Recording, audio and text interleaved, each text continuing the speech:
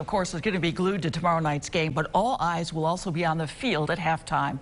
The number 72 jersey of the SU legend and all-time sacks leader Tim Green will be retired. Sports director Stephen Fonte sat down with his son Troy, who says his dad is humbled by the gesture, and introduces us to a new member of the Green family who will be there for tomorrow's celebration. When we last heard from Tim Green about 10 months ago, he was upbeat, he was positive, and his approach to life was simple yet inspiring.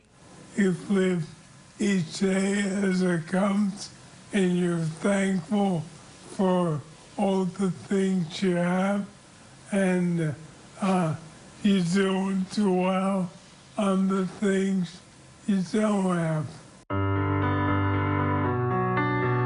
Well, that attitude has not changed, and while ALS slowly continues to make things more challenging for Tim from a physical perspective, mentally, he's as sharp as ever. In fact, his son Troy has a hard time keeping up with him.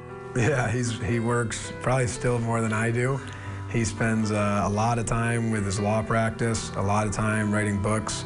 He has his third book with Derek Jeter, comes out now in the summer of 2020, which he's excited about. He's starting his next book already. I mean, he just, there's no time off. But the Green family will take some time off together this weekend. They've got a football game to attend and a halftime ceremony that is long overdue. In college sports, really sports in general, I guess, your jersey getting retired, it doesn't really get any bigger than that. But you know, in his typical fashion, he really hasn't taken any credit for it. I try and bring it up with him when it's just the two of us. And he'll say things like, you know, really none of this would happen if it wasn't for Coach O'Leary, Coach McPherson, the list, you know, teammates, coaches. So he's extremely honored and humbled, and I know he really appreciates it because, you know, he's being local. You know, he is Syracuse, and Syracuse is him. So, you know, he's really excited. And that's a big part of what Saturday will be all about, a celebration for Tim, for his family, and for this community. Troy will read a brief speech written by his father, and while he won't give away the message, you can bet a thank you or two will be included. You know, in adversity, you really see who's with you, and you know, you hate to have adversity, but if you're going to have it, it's nice to see, you know, some of the silver lining is you get to see all this overwhelming support.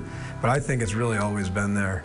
And family to him has nothing to do with blood. It's about, you know, who would do anything for you. And when you're that to him, he's that to you.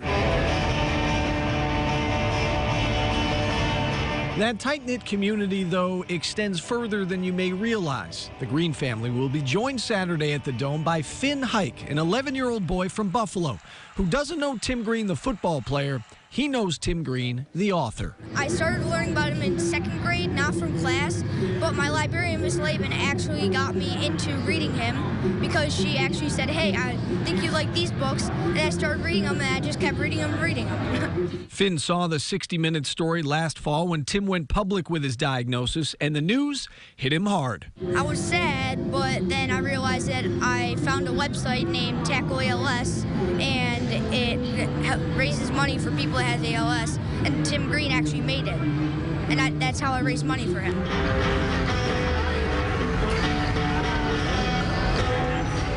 That's right, 11-year-old Finn raises money to fight ALS. He plays his guitar at various public events and musical festivals. Half of whatever he makes, he donates to Tim's fund. So I actually saw it on social media. Somebody showed it to me. And, you know, there's this kid playing his guitar to raise money, and it's just, you know, sometimes you have to stop and really, you know, just kind of soak things in, you know, a moment or an experience, and that's something that, I mean, how do you even put that into words, right? So Tim sent Finn a few signed books to say thank you, but that wasn't all. He also sent him tickets to Saturday's game. I've never been to a Syracuse football game, so I'm really looking forward to a football game and seeing him and his family and them retiring his jersey. I don't know. I think he'll be a bit starstruck at first, you know, and just be able to give him a hug and have it this come full circle just will mean a lot to him. I think he'll be awake a lot of nights thinking about it.